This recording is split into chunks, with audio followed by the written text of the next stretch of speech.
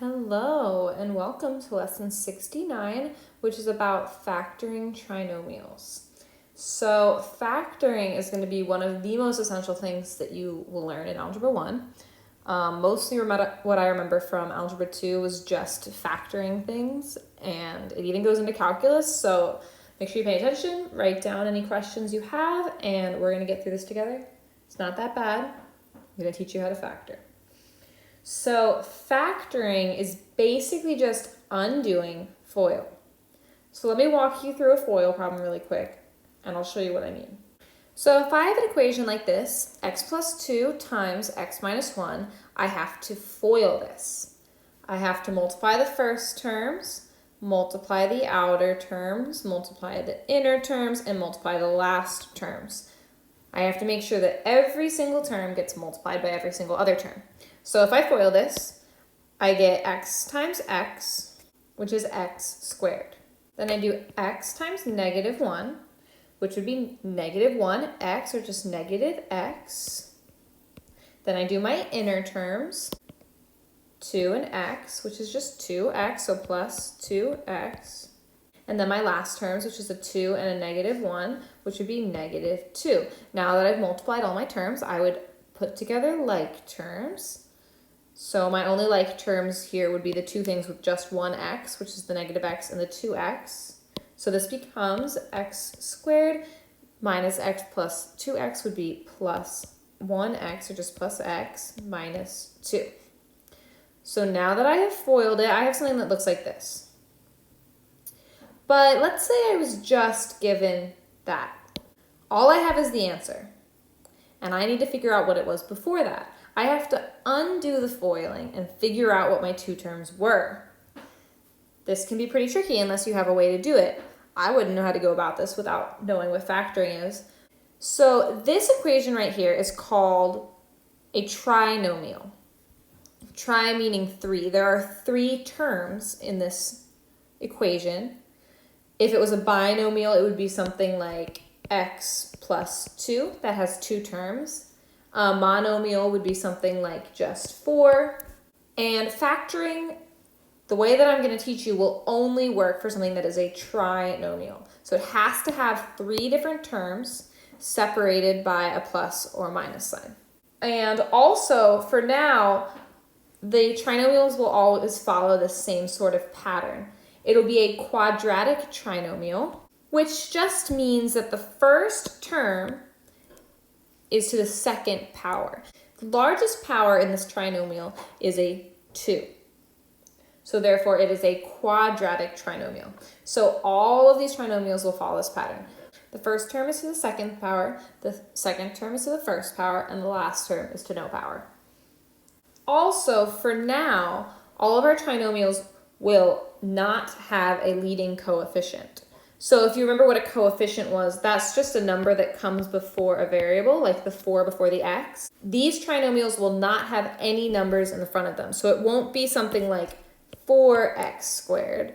It'll always just be x squared for now. Okay, so here's an example of one of the problems we'll have to solve.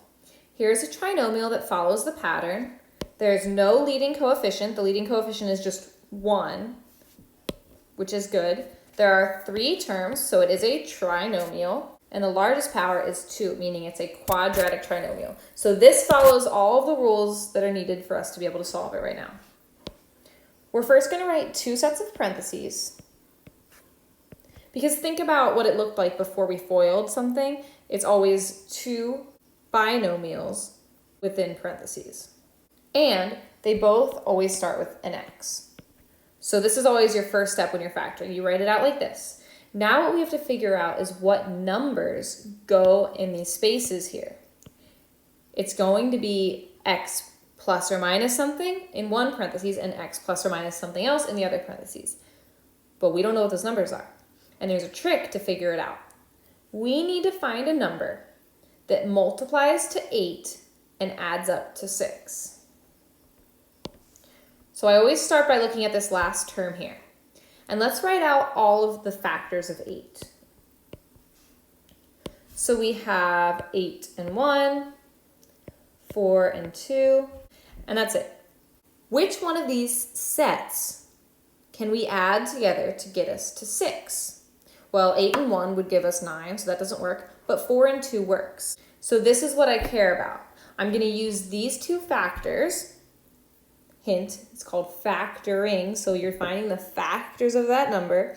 So these two factors are the factors of 8 that add up to 6. So that you're finding the factors of the last term that add up to the middle term. And I'll just write those in the same order inside of my parentheses. I have a positive 4 and a positive 2. So my two terms are x plus 4 and x plus 2. Now let's FOIL this out just to see if it works. So I'm going to do my first terms, my outer terms, my inner, and my last. So my first terms, that's x times x, which is x squared. My outer terms are x times 2, which is 2x. My inner terms are 4 times x, which is 4x. And my last terms are 4 times 2, which is 8. Now we're just going to combine like terms. So that becomes x squared plus 6x plus 8, which is exactly what I had in the beginning before I factored it. So I checked my work and I got the right answer. Let's try another example. So this time I have a trinomial with two negative numbers in it. But don't let those negative numbers scare you. It's still the same exact process. So I'm going to set it up just like I did in the last one with two sets of parentheses, each starting with an x. But we don't know what the symbol is in between because it's not always a plus. Because if both of these had a plus in them, I couldn't possibly end up with these negatives here. So we'll figure out what those signs are in a second. The first step is always to find the factors of the last term. So that last term is negative 18. So let me write out all the factors of 18. We have 18 and 1, 9 and 2, 6 and 3. And now we have to figure out which of these sets can get us to 3. But because there's a negative before that 3, we might be adding some things together. We might be subtracting them. So treat all of these numbers as a plus or minus. We have to figure out whether we want it to be plus or minus to be able to get to a negative 3. So an 18 and a 1. I can't ever get to negative 3 using the numbers 18 and 1. 9 and 2 can't ever get me to a negative 3. But 6 and 3 can. It can't be a positive 6, though, and a positive 3, because if I have 6 plus 3, I get 9, which doesn't work. If I have 3 plus 6, I also get 9, which doesn't work. So I'm going to have to throw some negative numbers in there. If I have negative 6 and I add 3, then I do get negative 3, which is what I want. So these are my factors that I need. I need a negative 6 and a positive 3. So let me fill those into my original parentheses right over here. A negative 6 and a positive 3. Let me just check one more time. Negative 6 plus 3 does get me to this negative 3 right here. And let me just check my work. So let's FOIL this out and see if we get that quadratic trinomial that we started with. So x times x is x squared. X times 3 is 3x. Negative 6 times x is negative 6x. And negative 6 times 3 is negative 18. Now I'm going to combine those like terms. And with quadratic trinomials like this, you're going to see that it always follows the same pattern when you FOIL it back out. You will always have two terms in the middle that will end up being combined. So it'll be x squared plus 3x minus 6x, negative 3x minus 18. And look, we did it. It's exactly the same as it was before, so we factored that correctly. Let's try a couple more examples just to get a hang of it. So this one is x squared minus 14x minus 15.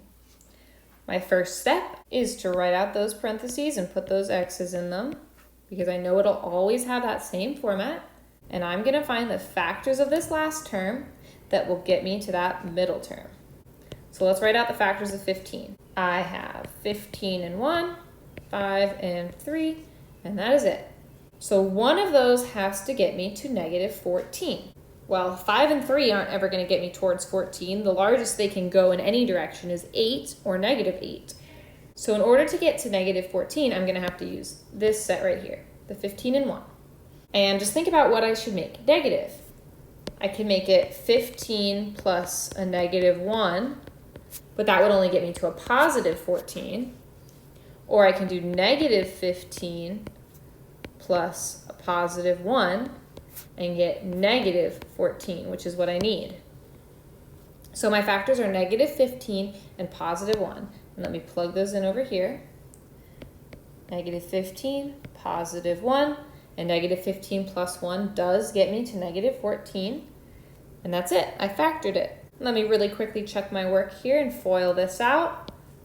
First terms are x squared, outer terms are x, middle terms are negative 15x, and my last terms are negative 15. Combine those like terms and make that x squared minus 14x minus 15. And I do get exactly the same thing that I started with, so I did it. Okay, x squared plus 3x minus 10. Set up that formatting, your 2 parentheses with your x's. And let's find the factors of my last term that will get me to my middle term. So I'll write out the factors of 10. I have 10 and 1, 5 and 2, and that's it. Which one of these pairs will get me to a positive 3? Well, I would pick the 5 and the 2, because I know that 5 minus 2 is 3. And that's what I need. So I need a positive 5 and a negative 2. Because going forward 5 and backwards 2 would get me to that positive 3. And let's check our work. FOIL that out. X times x is x squared. X times negative 2, negative 2x plus 5x minus 10. Put together those like terms and we make that x squared plus 3x minus 10, and we did it.